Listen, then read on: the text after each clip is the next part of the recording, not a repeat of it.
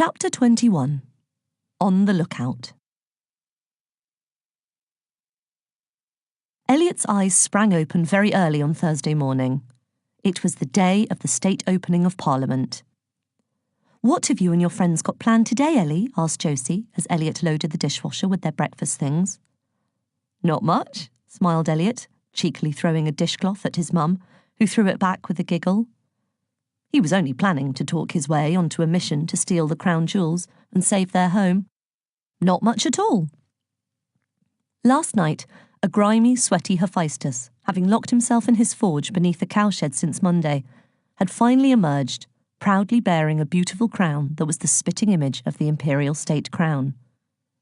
The blacksmith gave a demonstration of the improvements he had made to the original, before reluctantly handing it to Aphrodite, who was eventually persuaded to take it off her own head and place it in Hermes' bottomless bag. The Olympians had rehearsed their plan down to the very last second. They had been practicing endlessly, enacting every moment in meticulous detail thanks to the security vans and guards that Hermes was able to create from wheelbarrows and mice. By Thursday morning, the gods were confident nothing could stop them. But no amount of begging could persuade them to take Elliot and Virgo along.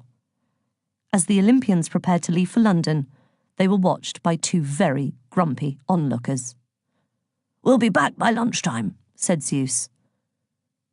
"You will get the Earthstone, won't you?" asked Elliot. The really scary letter's deadline was tomorrow. This was his only chance to find £20,000, or he was going to lose his home. "Of course," grinned Zeus. "We've got hours. I can get married, divorce, and wed the bride's sister in half the time." "What a ridiculous outfit," said Pegasus, who was decked out in full ceremonial regalia. "Nonsense, you look splendid," said Zeus, as he mounted his steed dressed as a beefeater. "I wasn't talking about mine," snorted Pegasus. "Behave yourselves, you little monkeys," giggled Aphrodite to the children, as she and Athene squabbled over who was driving, with Hermes and Hephaestus squashed in the back. "Hold tight, everyone. Here we go!" Elliot and Virgo watched with faces like thunder as Aphrodite's car raced down the track towards the nearest roadworks for the Lowway. "Chocks away!" cried Zeus as Pegasus soared into the sky, remembering at the last minute to wear the invisibility helmet, vanishing himself and Pegasus into thin air. "So," grumbled Virgo as she and Elliot walked back through the gate and commanded it to clothes. "Do you want to go over that homework Athene left us?" "No," sulked Elliot, kicking a stone in frustration. "It's not fair. We should be going too. We need that stone. Today." "I know," said Virgo. "We were managing perfectly well ourselves. In a kind of releasing a death demon sort of way." They gave each other a sullen glance, but one look at each other's miserable face was enough to make them burst out laughing. "Come on," said Elliot as they reached the shed. "Perhaps if we get this algebra done, Sergeant Athene will give us the night off." Out of nowhere, a rolled copy of the Daily Argus landed at their feet. "Wish my paper round was that easy," said Elliot, picking up the newspaper and unfurling its pages. "The one that Aphrodite has been doing for you every day," scoffed Virgo. But Elliot didn't answer. He was reading the front page. "Uh-oh," he whispered at last. "Virgo, listen to this. Crowning Glory by Cicero, news editor. The Argus can't see any reason or rhyme why Zeus and his gang are resorting to crime. Word reaches our paper that those crazy fools are planning to pinch one of England's crown jewels. This morning they travelled to fair London town to sightsee, then nick the imperial crown. Hephaestus has made one from silver and gold, and Hermes will swap this new crown for the old. Her Majesty won't have a gracious response to find that it isn't her crown on her bonce. This terrible heist truly beggars belief. The king of the gods is a dirty old thief." "This is not good," said Elliot. "No, it is not," agreed Virgo, whacking another mole with a notepad as it hastily retreated from the shed. "The standard of journalism at the Daily Argus is utterly reprehensible. It has moles everywhere, but this level of press intrusion, who cares?" snapped Elliot. "If we're reading this, then so is every other immortal in the world, including Hypnos and Thanatos. They'll know the plan to swap the imperial state crown at the tower. We have to warn the gods. All right, they won't have got far. We'll call Hermes, said Virgo.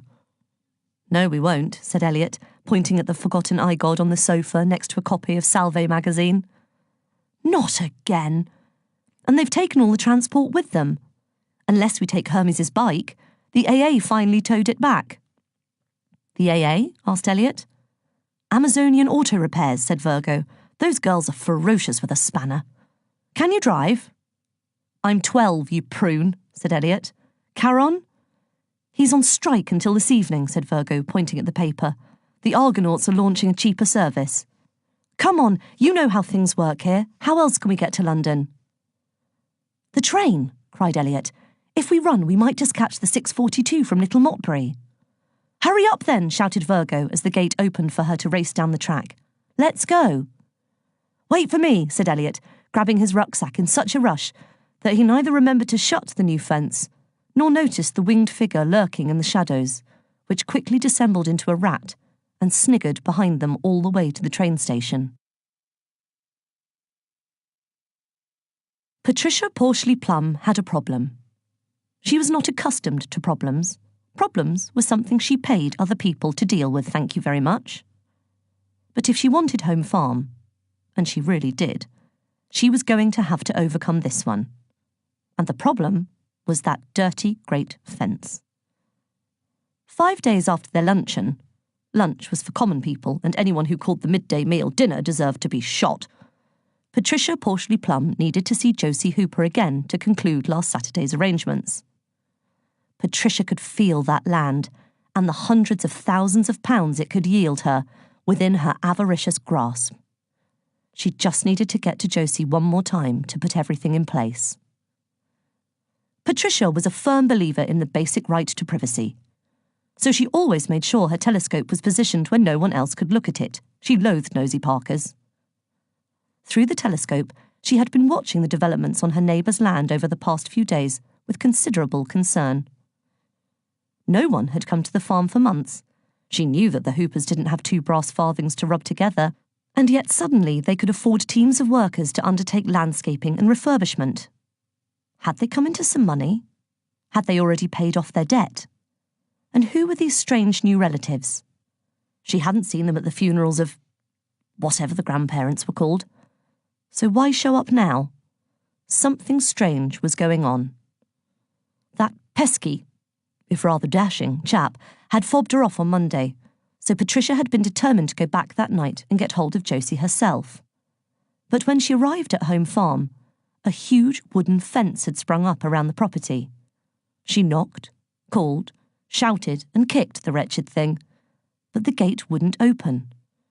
Patricia even thought she heard the faint sound of a raspberry being blown. Patricia wasn't one to let anything stand in her way. After all, she'd not become chair of the parish council by backing down when she lost the election.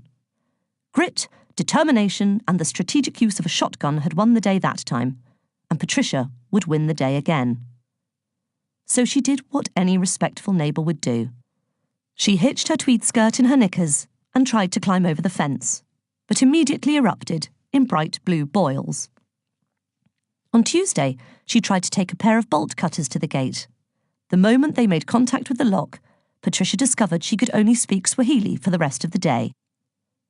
On Wednesday, she had tried to chainsaw the fence, but was rewarded with 24 hours of ear-splitting wind, which nearly burnt a hole in her sofa. But finally on Thursday, with only a day before Home Farm was lost, her moment arrived.